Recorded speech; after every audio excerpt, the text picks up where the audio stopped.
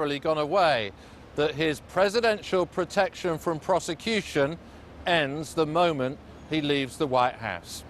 Nick Bryant, BBC News, Washington. Let's get more on this now from Michael Johns, who's a White House speechwriter for President George H. Bush. He's also co-founder and national head of the Tea Party movement in the US. He's in Philadelphia. Good to talk to you. What does a committed Republican make of the hearing then? Well, it certainly reiterated that the underlying thesis that went into the investigation itself, that the campaign colluded with Russia, was completely untrue.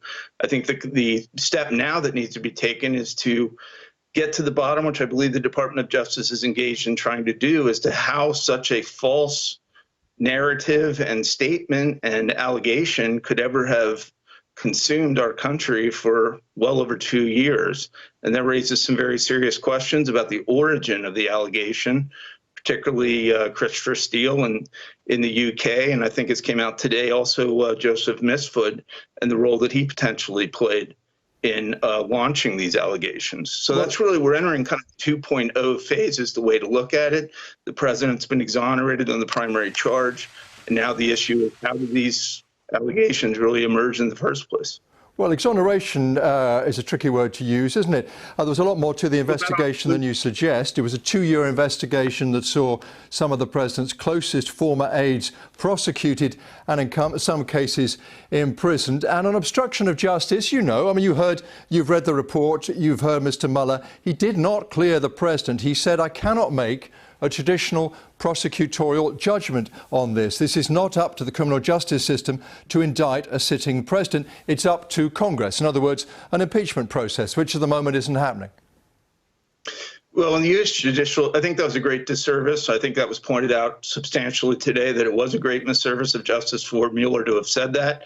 The role of a prosecutor in the United States is either to bring charges or not to bring charges. It is not to maintain some sort of neutral position that we're not bringing charges, but, you know, there's some sort of implicit allegation or lingering doubt about his guilt. Charges regarding obstruction of justice were not specifically alleged as it relates to President Trump, and therefore I think President Trump's correct in saying that he has, in fact, been exonerated from that. On that particular point, he could still face prosecution, as was made clear, after leaving office. Just one thing I wanted to raise you, because I know you will be concerned about it.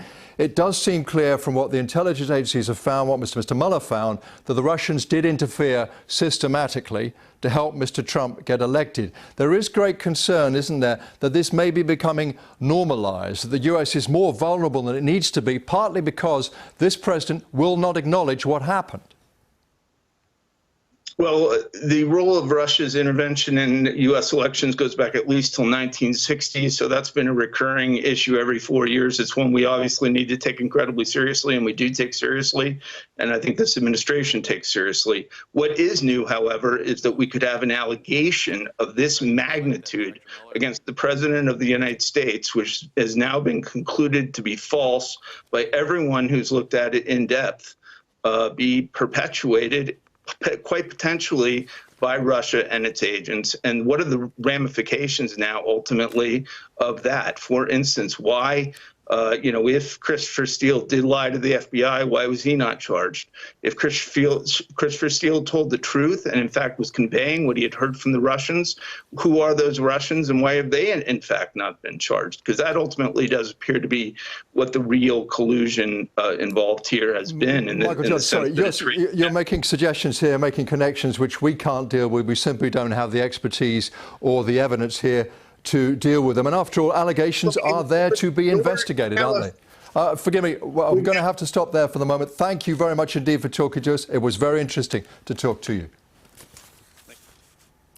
Now, for more than a week, we have been bringing you full coverage of the events around the world celebrating the first manned lunar landings. Apollo 11 lifted off on the 16th of July, 69. 4 days later, Neil Armstrong and Buzz Aldrin took their legendary steps on the moon's surface. On this day,